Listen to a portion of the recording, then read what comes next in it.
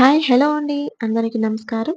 ఈరోజు జీవిత సత్యాల్లో నుంచి మరొక అంశాన్ని మనం తెలుసుకుందాము.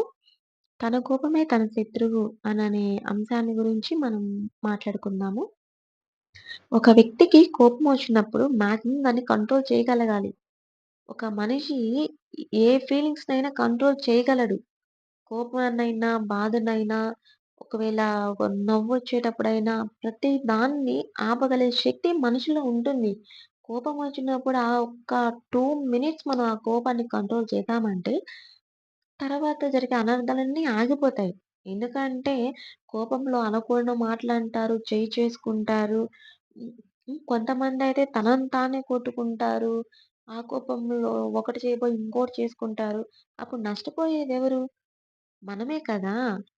కోపమొచ్చినప్పుడు మన కోపాన్ని మనం కంట్రోల్ చేసుకుంటే, ఈ నష్టాలన్నీ జరగవు. ఒకవేళ ఎదుటి వారిని మనం గాయపరిచిన మాటలతోటి, అది మళ్ళీ మనమే బాధపడాలి కోపం తగ్గాక. అరే! ఇలా అనకుండా ఉండాల్సింది. ఇలా అన్నాము. వాళ్ళెంత బాధపడుతున్నారనే విషయము మనకి కోపం తగ్గాక అప్పుడు మనకి అన్నీ గుర్తొస్తా ఉంటాయి.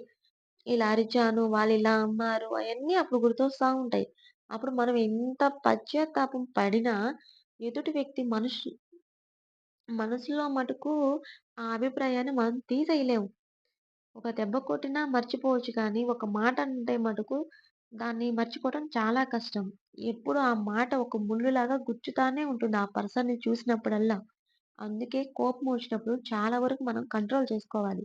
కంట్రోల్ చేసుకోగలిగితేనే మనం సంతోషంగా ఉండగలం.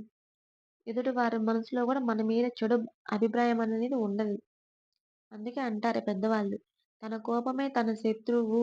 అన్ని సమయాలలో అన్ని విషయాల్లోనూ కోప్పడకూడదు. ఎక్కడ కోప్పడాలి? ఏ విషయాల్లో ఉండాలి? అననే ఆలోచన, ఆ జ్ఞానం మనకు ఉంటే మనం మన ప్రవర్తన అంతా బావుంటుంది. ఇలాంటి వీడియోస్ మరిన్ని మీరు తెలుసుకోవాలనుకుంటే, మొట్టమొదటిసారిగా చూస్తున్న వారు మన ఛానల్‌ని సబ్స్క్రైబ్ చేయండి.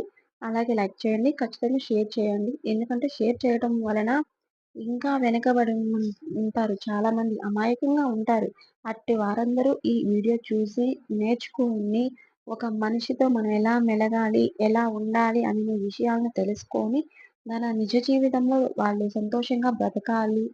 కోపతాపాల వల్ల చాలామంది చాలా అనర్థాలకి గురవుతా ఉంటారు. అవనేవి జరగకుండా మనం కొంత మేరకన్నా ప్రత్యక్షంగానో, పరోక్షంగానో వాళ్ళకి సహాయపడిన వాళ్ళగా ఉంటాము.